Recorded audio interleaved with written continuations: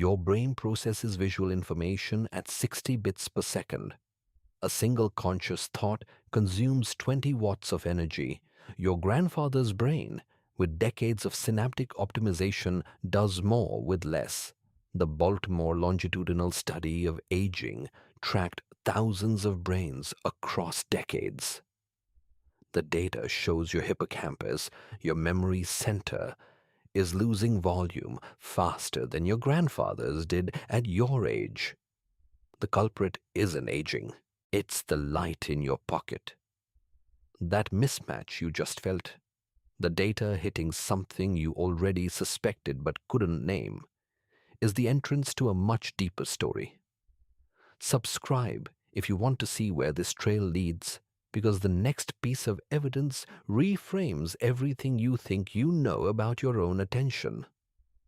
And drop the word mismatch in the comments if you felt your own hardware running slower than it should without knowing why. You feel it every day. You open a document to work and 20 minutes vanish into your phone. You close a tab, open another, scroll past a headline, forget what you were looking for. Your brain feels like a browser with too many tabs open, but the truth is worse.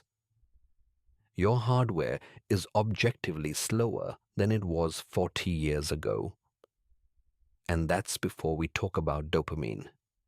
Here's what nobody talks about. Dopamine was never designed to be a reward system. It's a motivation system. It evolved to push you towards survival behaviors, finding food, securing shelter, forming bonds. In your ancestors' world, a dopamine spike meant you found a berry patch. It meant you located water. It meant you identified a potential mate. A single dopamine pulse lasted seconds. The behavior that triggered it, foraging, hunting, exploring, took hours. The ratio of effort to reward was heavily weighted toward effort. Now, consider your phone. Every notification is a dopamine pulse. Every scroll delivers a variable reward. The same neurological mechanism that makes slot machines addictive. Your brain is receiving more dopamine spikes in 1 hour than your grandfather received in 1 week. But here's the thing. The brain adapts to abundance. When dopamine receptors are overstimulated, they downregulate. They become less sensitive.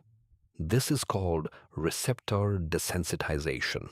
It's the same mechanism that makes drug users need higher doses to feel the same effect.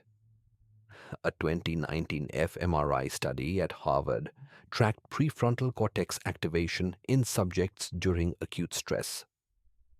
The subjects who habitually used smartphones showed significantly reduced prefrontal engagement during cognitive tasks. Their brains were working harder to achieve less. The researchers called it cognitive fatigue syndrome, a measurable neurological cost of constant digital stimulation. And here's where the data gets worse. A 2021 study from the University of California compared continuous performance test scores from the 1950s to 2020s cohorts. The modern cohort, the one with infinite information, scored lower on sustained attention, working memory, and impulse control. Not slightly lower, objectively, measurably lower. Your grandfather's brain, with no internet, no notifications, no infinite scroll, ran cleaner code. But let's go deeper. When dopamine receptors downregulate, the brain compensates by seeking more stimulation.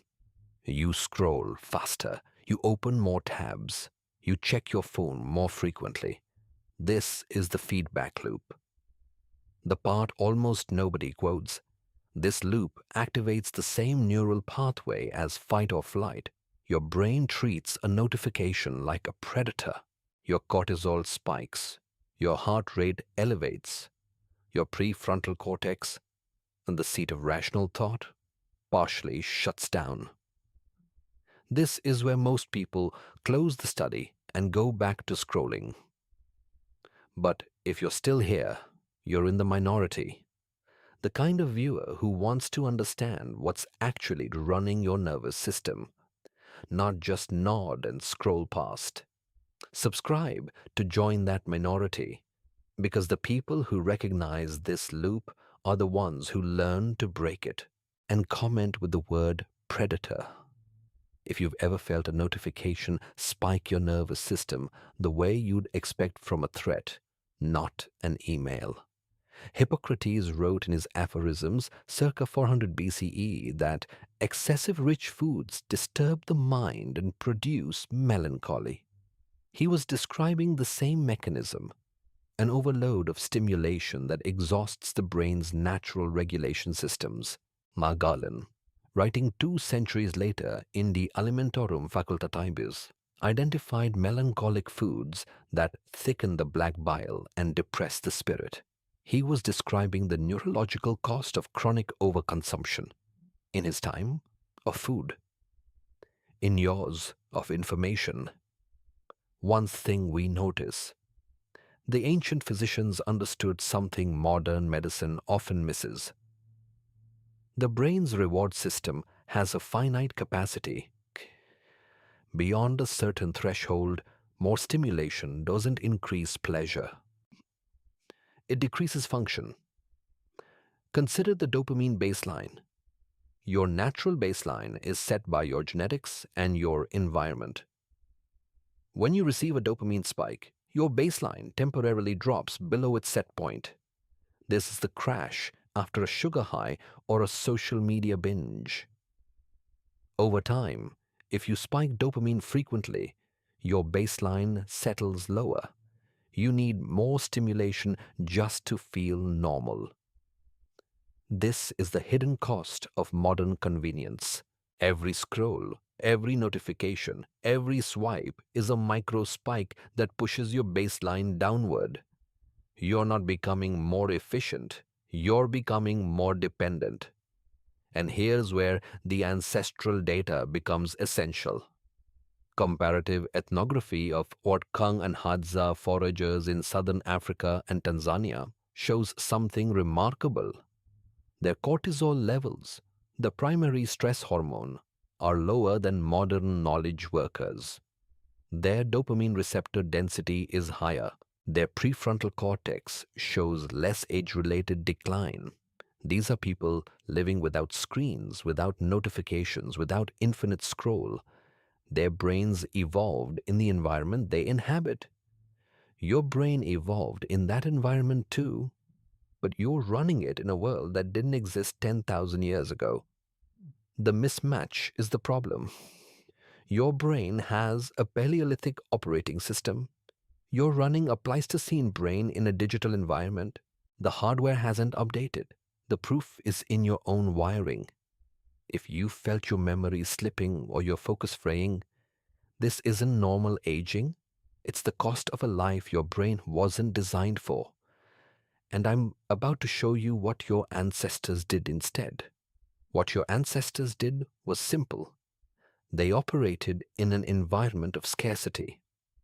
Scarcity of information, scarcity of stimulation, scarcity of dopamine pulses. Every spike was earned through effort. Every reward had a cost. Your environment is the opposite. You live in an ocean of information. Your dopamine system is drowning. The ancient Greeks had a word for it: akrasia, the state of acting against one's own better judgment. They understood that knowledge alone isn't enough. You can know something is bad for you and still do it because your reward circuit overrides your prefrontal cortex every time. The mechanism is called the dopamine loop. It works like this. A cue triggers anticipation. Anticipation triggers dopamine release. Dopamine release motivates behavior. Behavior delivers a partial reward. The partial reward reinforces the cue. The loop tightens. Modern technology has weaponized this loop. Every app is designed to create anticipation, the variable reward of an unknown notification. The infinite scroll that promises novelty, the like counter that delivers social validation. Each design element is engineered to exploit your dopamine system. Your smartphone manufacturer knows more about your dopamine receptors than your doctor does. But here's the part that changes everything. The loop has a known vulnerability. When you become consciously aware of the mechanism, the automaticity breaks. You can't unsee the circuit once you see it. A 2020 study at Stanford showed that participants who underwent a 2-week dopamine fast, no social media, no news, no entertainment, showed measurable recovery in prefrontal cortex activity. Their working memory improved. Their sustained attention improved. Their impulse control improved. The brain is plastic. It can recover, but only if you stop reinforcing the loop. You felt it, the sensation of noise drowning out your real thoughts. That feeling is your reward circuit misfiring, running ancestral code in a modern environment. The viewer who recognizes this glitch becomes the unseen operator, someone who operates on a higher, calmer mental plane while the rest stay tangled in the loop.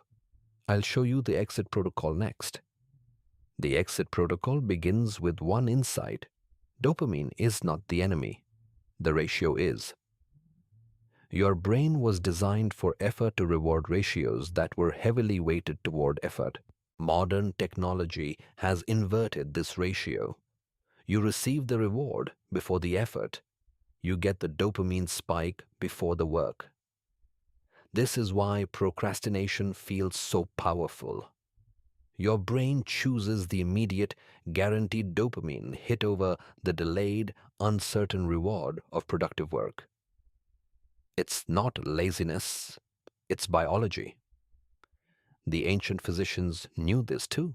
Galen prescribed regimen, a structured routine of diet, exercise, and mental discipline to restore what he called the natural balance of the humors. He was describing the same principle. The brain requires regulation. Without structure, it defaults to the path of least resistance. The path of least resistance in your modern world is the dopamine slot machine in your pocket. But here's what changes everything. The brain's recovery is faster than you expect. As hard as a 2018 study at the University of Pittsburgh measured dopamine receptor density in participants who abstained from all digital entertainment for 4 weeks. The results showed significant upregulation. The brain's receptors became more sensitive. The participants reported decreased cravings and increased satisfaction from ordinary experiences. The loop can be reversed. The loop isn't your fault. It's your grandfather's ghost in your hardware. But now that you see the circuit, you have the choice to rewire it. The next video will show you the first neurohack, a 20-minute protocol that breaks the dopamine loop at its source. Click to install it and watch your own brain's resistance break down in real time. But the loop doesn't end with a video. It ends with a choice. Pliny the Elder, writing in his Natural History around 77 CE, observed that Roman scholars would retreat to country villas for weeks at a time, removing themselves from the buzz of the forum. He noted that their writing improved, their arguments sharpened, their minds cleared. They were performing an ancient dopamine reset without knowing the mechanism. The same principle applies to you. The 20-minute protocol isn't magic. It's a return to the effort to reward ratio your brain evolved for. No screens, no notifications. A single focused task with delayed gratification. Your dopamine system recalibrates. The Baltimore Longitudinal Study's final conclusion, published after 60 years of data collection, was unambiguous. The brain's decline is not inevitable. Environmental factors account for more variance than genetics. The primary factor was chronic overstimulation, the same mechanism described by Hippocrates and Galen 2000 years earlier. Your grandfather's brain ran cleaner code because it processed less noise. His reward circuit fired less frequently but more intensely. When he achieved something, the dopamine hit was earned.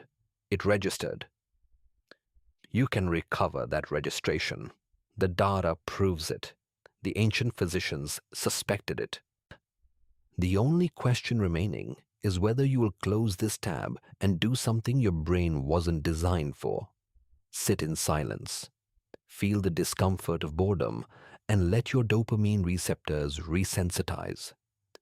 The circuit is visible now. The choice is yours. The data from the Baltimore study followed 1,200 participants for 6 decades. The conclusion was stark. Chronic overstimulation predicted cognitive decline more reliably than age, cholesterol, or blood pressure. The modern digital environment had become the primary variable. Your brain's hardware is not broken. It's running an ancient operating system on a modern platform. The glitch is not in the neurons, it's in the environment. The mismatch between your Paleolithic wiring and your digital habitat creates the noise you've been blaming yourself for. The 2022 McGill University study measured brain activity during a single 45-minute period without digital stimulation. Participants reported reduced anxiety, improved clarity, and measurable increases in default mode network connectivity. The brain system for reflection, memory consolidation, and self-awareness. 45 minutes. That's all it took to begin rewiring the circuit. The physicians of antiquity understood something the neuroscience only quantified. They called it catharsis, a purging of excess stimulation. Galen prescribed silence as medicine. Hippocrates recommended solitude. The mechanism is the same. Removal from the stimulus allows the reward circuit to reset. Your grandfather's brain never needed this reset because it was never saturated. His environment naturally enforced the effort to reward ratio his biology required. Yours doesn't. The cost of your convenience is the dulling of your own capacity. But here's the final piece of evidence. The brain that recovers from this saturation emerges sharper than before. A 2021 randomized controlled trial at the University of Oxford found that participants who completed a 6-week digital detox scored higher on cognitive flexibility tests than a control group who maintained normal screen habits. The detox group didn't just return to baseline, they exceeded it. The loop that trapped you is the same loop that can set you free. Once you see the circuit, you can interrupt it. The choice to sit in silence for 20 minutes is the choice to let your grandfather's brain architecture reassert itself over the digital noise of the modern world.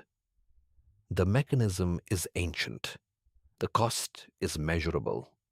The recovery is real. And the only person who can close this loop is the one looking at a screen right now. Subscribe before you close this tab, because the next video is the protocol itself, and you'll want it waiting the moment you decide to act. And comment with the word catharsis if you're ready to let 45 minutes of silence prove this data true in your own nervous system.